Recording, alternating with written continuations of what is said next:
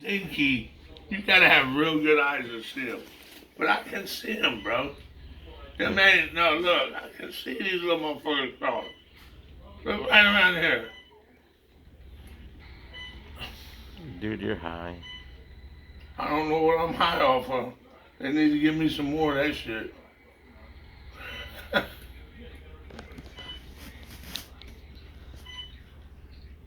That's gotta be what it is. Then have me throw my washcloths out, towels, everything. They got more.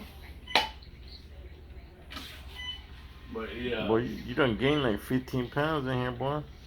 I know it. You order But an you extra? know what? You order an extra? No, you know what it is, Robert? Uh, Always when they put you on prednisone, it's a steroid, and they didn't even tell you if you pull that name up, prednisone. Yeah. It's a steroid. You'll automatically blow it up. You'll automatically blow it up. No, I ain't ordering nothing. You not ordering extra? No extra food, nothing. No extra fat boy plate? Hell no, I've been done. Now normally I used to do that. Yeah, I know. But this time here, no, I ain't been doing none of that shit. I've been running from that shit. So you think you're at the pearly gates, man? I believe it's getting close. Yeah, you feel it?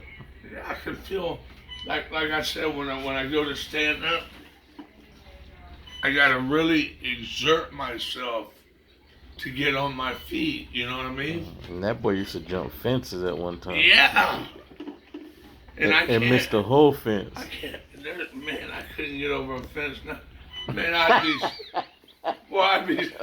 All I can do is just raise my hands, Robert. That's all I can do now. I can't play. But yeah, I'm hurt. So you say you've been talking to God a lot, huh? Oh, a lot more than normal. Sure have. Not only for me, for everybody I know, you know what I mean? Yeah, you have to, man. Yeah, it's trying to stay plugged in, bro. Trying to stay plugged in. So you said you think you're content with God's. Actually, I am, Robert. You're I'm at peace with yourself. Yeah, I'm at peace with myself. Whatever it is gonna be, let it be. You know? Yeah. I live my life. I enjoy, I got a lot of regrets and I got a lot of happinesses. But all in all, I'm okay. But I think our life experiences allowed us to see the hurt and everything and be of service to other people, man, because a lot of people don't see what we see because we know what to look for or what our experiences allowed us to see now. And how far we can go with them experience. I saw a TikTok video the other day with Cayman in it, man, and it broke my heart, bro, because I know him since he was a teen, man. Right. He used to hang out over by my warehouse, and he was little. Right. And he's like around 22, 23 years old, and he was crying on TikTok saying that, depression, he's been suffering from depression, and that's hard, man, because somebody's not nurturing, somebody's not giving him that love and that energy. That should be automatic. Yeah. That should be automatic to a child. So I mean, I've seen him. I've personally seen him, man, go through that transition of. That's just like everybody's got their weaknesses. Mothers, fathers. Yeah. Everybody's going through something, whether it be mental addiction, mental health. Yeah. Midlife's crisis. Yeah, childhood traumas. Yeah, everything, Robert. Yeah, people get affected differently by being traumatized. Yeah. The way you get traumatized by one thing and I get traumatized by the same thing, I may not see it the way you see it, but I'm still traumatized. Yeah, perspectives. Yeah. But now, man, But see, we know this because we're up in age and we've studied human behavior. Mm-hmm. We've been able to watch the street in the streets. Yeah. Real behavior. Yeah. Act out. Yeah. to where them doctors, all they see it is in the books. Yeah. They don't get the first-hand experience, Yeah. unless they're working in the psych ward somewhere. Yeah. They're seeing it from and they're really not seeing the real thing because they amplify that shit anyways. Because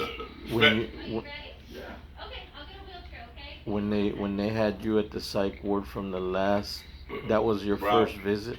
Yeah, first time I've ever been in a psych ward. The man told me, he said, "You ever been to a place like this?" I said, "No," and I'd just like to know, when can I go home? It spooked you a little bit? Huh? It spooked you? Yeah, in a way it did, because I wasn't used to that environment. I didn't expect to have no crazy motherfucker. And I mean, you've been in prison how many years out of your life? About 30 years? 36.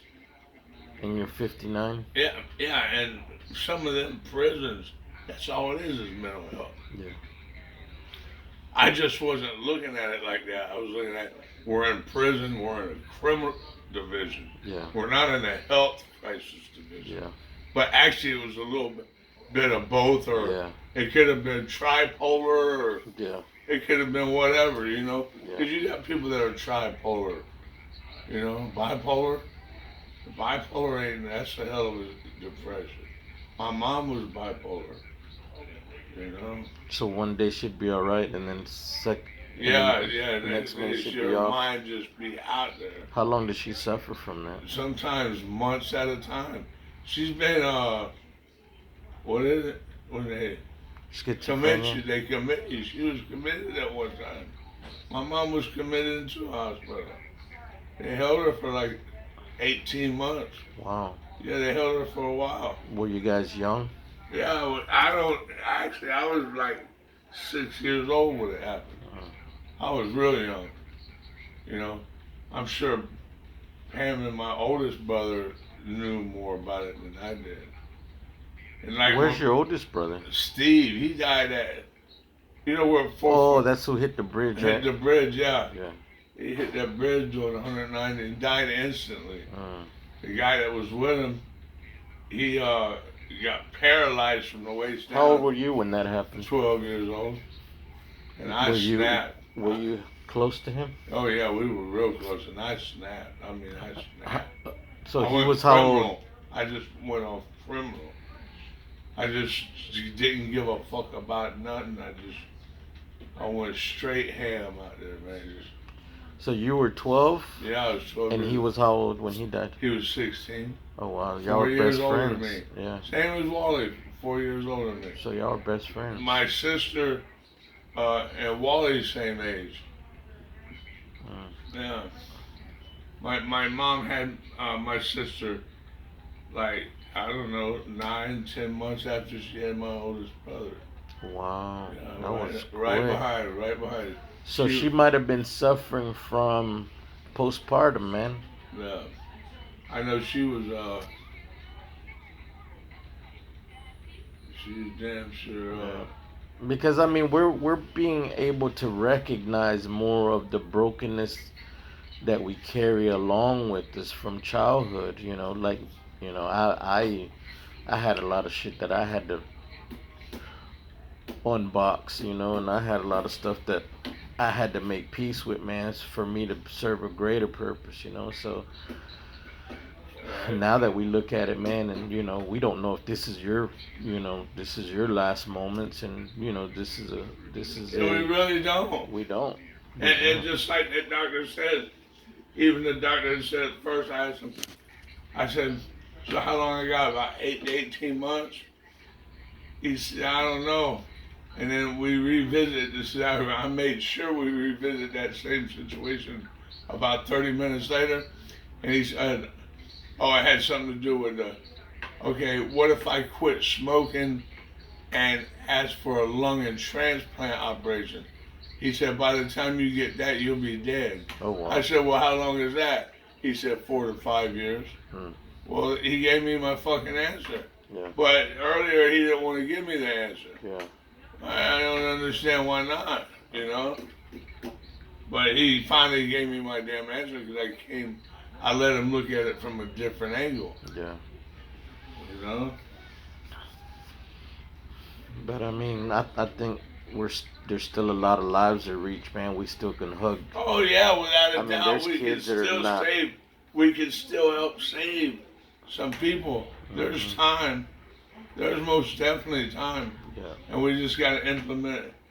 We got to apply the program right. You know what I mean, so that they can clearly understand the depth that we're coming from. Yeah. And we got to do it on their term. Yeah, we carry a lot of life experience, man, as far as real live Mac experience. It don't get no realer. It's as hard as it gets. We've been in many a tent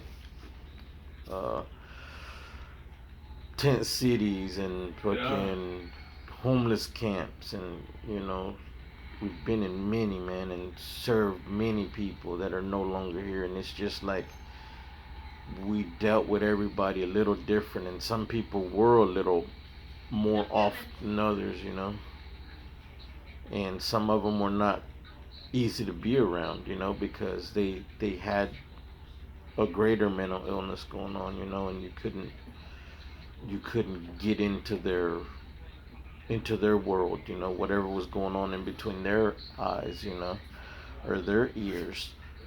But like Johnny, you can't sit with Johnny and have a actual conversation. You just got to let him talk, because whatever's in his head, he's gonna talk. Yeah, because he's too wrapped up in his own head. Yeah. His mind is too far gone. Yep, and he comes from great parents, man. Like his mom and dad were professors at a college, at a university. One taught Shakespeare, and I don't know what the other one was, but we look back at it, man, and like anybody's life, like, okay, were they serving their image, their ego, and not nurturing their child? What happened? Where did Johnny go wrong? Where did we go wrong? Where did our parents go wrong? Because this is all something that it's sad, but